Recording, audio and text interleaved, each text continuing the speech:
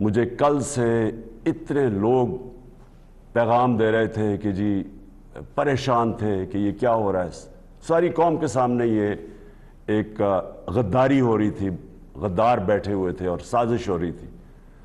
اور میں ان کو پیغام دینا چاہتا ہوں، گھبرانا نہیں. اللہ اس قوم کے اوپر دیکھ رہا ہے.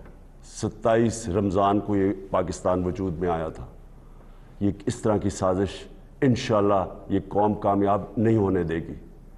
تو جو اسپیکر نے آج جو اپنی اتھارٹی، اپنی جو پاور، کانسٹیٹیوشنل پاور یوز کر کے جو فیصلہ کیا ہے، اب اس کے بعد میں نے ابھی سے